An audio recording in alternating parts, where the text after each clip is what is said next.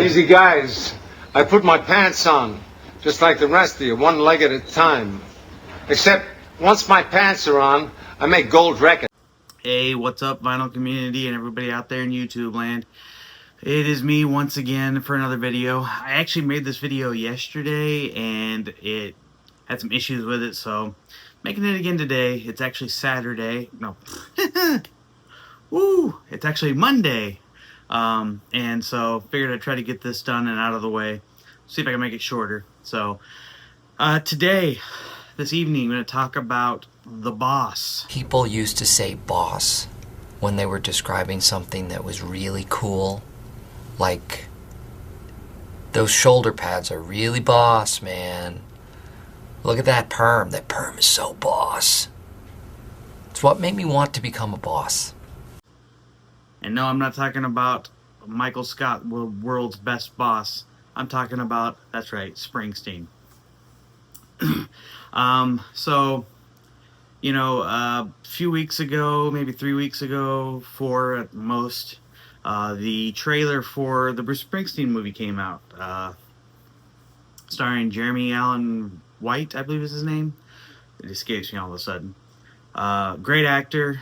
If you haven't seen The Bear, he's amazing in that. Deserves all the awards that he gets for that.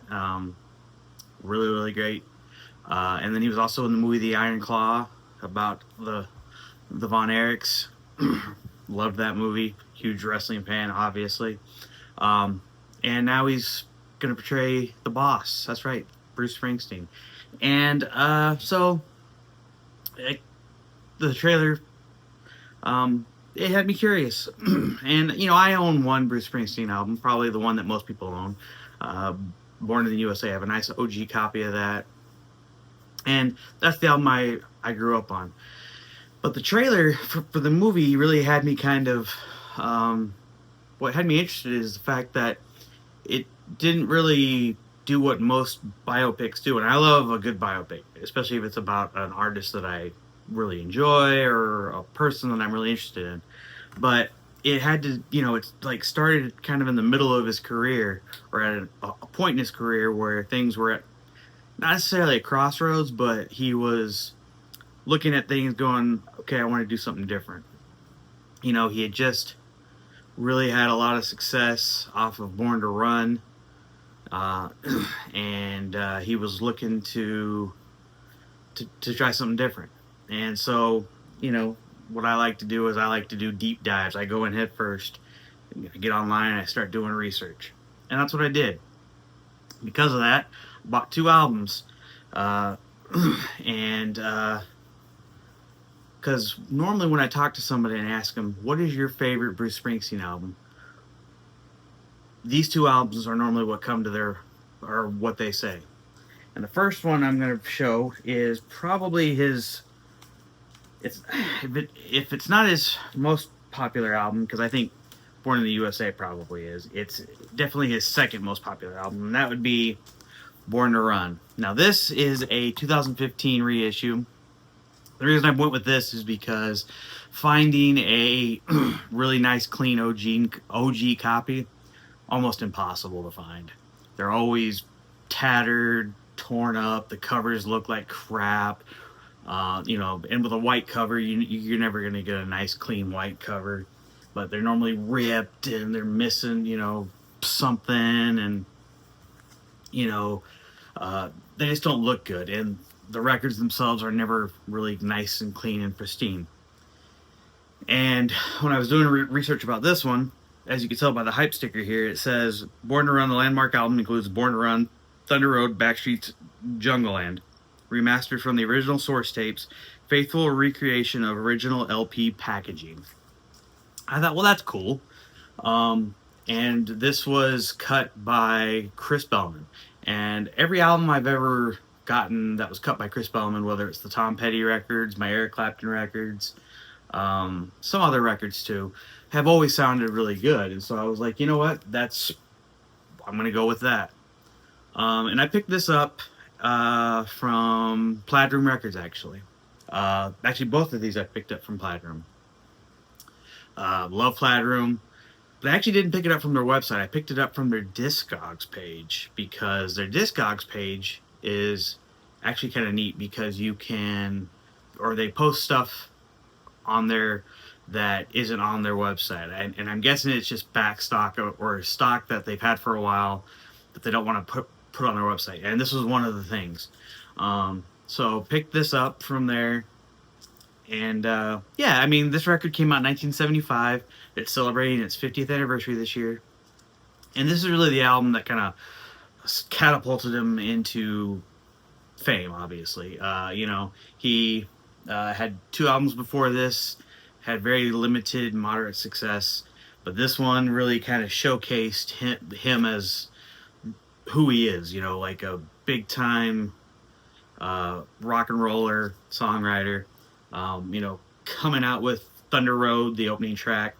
I think I heard him say that when he wrote that song, you know, he wrote a song that he wanted to embody what a Bruce Springsteen and the E Street Band show is like, and that's what Thunder Road is. And most people will say that Thunder Road's probably their favorite Bruce Springsteen song, and it's a great song.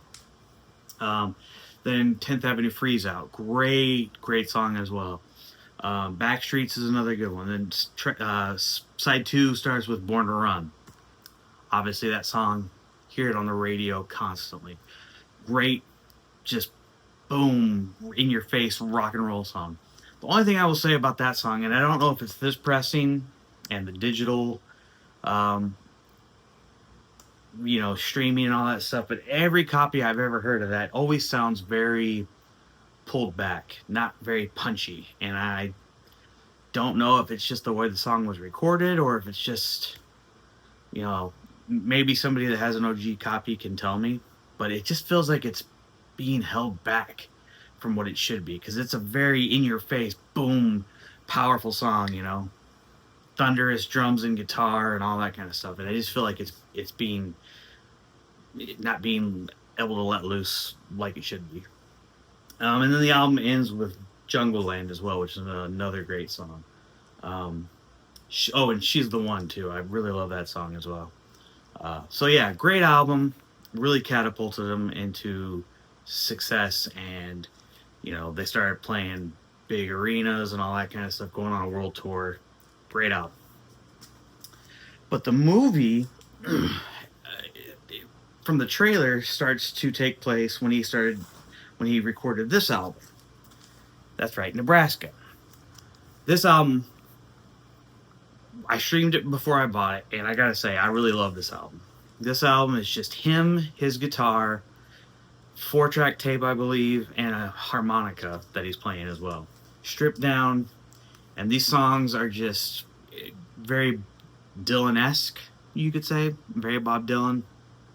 Just, you know, very stripped down songs, just telling great stories. The title track, I really love that one because it tells a story, a true story, about a mass murderer. I can't think of the guy's name right offhand, but just a very interesting tale. And the way he found out about it was seeing a movie called Badlands, and he called the newspaper, and the woman that did the news article still worked at the paper, and she gave him all the info that she had on it. And so from seeing the movie and then that, he put it all to pen and paper and his guitar and harmonica, and boom, the song was written. So love that song. The second song, Atlantic City, which I had already known because it was on his greatest hits comp. Love that song. Just songs about life, really, and what was happening around him at the time. Another one of my favorites is Highway Patrolman. That's a great one about 2 brothers. Really, really great song. Johnny 99 is a good one. Used Cars. That one's really good because it also looks like they kind of incorporate that into the movie a little bit, because in the trailer it shows him at a car dealership in like a brand new, I think it was a Camaro, it might have been a Firebird, I can't remember. And he's telling the car salesman he's never bought a brand new car before, and so that kind of goes with that song. But anyway, this actually is another reissue Again, I got from Plaid Room. This was the RSD release, I believe, in 2014. Could have been 15. But this was also cut by Chris Bellman. Now, this sounds really fantastic. And the reason I will say it sounds fantastic is I streamed this album first, and I was like, man, it's really hard to kind of hear everything. I dropped the needle on this after I cleaned it, and man, his vocals are right up there, front and present. I could hear every word he said clearly. The guitar just sounded so good. The harmonica, everything was just crisp and clear. I was very impressed with this pressing and how well it sounded. I don't know what an OG sounds like, but this sounds fantastic. So, very happy. So yeah, most people that I know go to these two records as their favorites. And I can understand why. They're great albums. 1975, 1982, 81 maybe. Don't quote me on that for sure. But anyway, great album. And another thing that kind of spurred this on was my good buddy Brian Glick, who was a huge Bruce Springsteen fan. We were talking, and I was asking him, what's your favorite Bruce Springsteen album? And he told me it would have to be Born to Run. And so he said, hey, by the way, have you seen or heard the live concert from 75 of Bruce and the E Street Band in Hammersmith in Odin? I said, no, I haven't. He said, oh, man, it's the best. He said, it sounds so good. He's like, you really need to listen to it. He said, and, you can see it on YouTube. And so I watched some of it and stuff. He said, man, you really need to listen to it. Like, you need to get the actual record. I was like, well, it was an RSD release back in 2017. Not exactly the easiest to find. It was repressed like a year later, but, it's a 4 LP set. Well, when I did my last video and I showed the 7-inch of my hometown I got, and I said that I was really looking for the Dancing in the Dark, he said, well, hey, man, give me your address, because he didn't have it.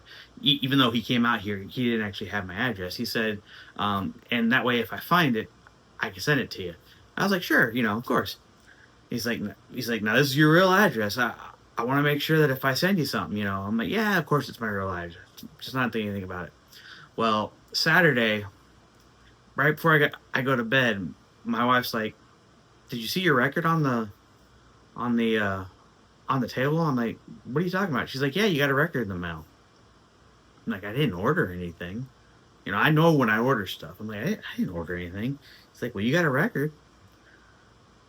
Well, I'm already laying in bed, and I have a CPAP machine, so I got my mask on and everything. She's like, yeah. So I was like, all right, well, I'll get it in the morning. Well, of course, curiosity bit me. I was like, fine, I got to get up and see what it is. And wouldn't you know it, some VCLT from my good buddy Brian Glick. He got me good.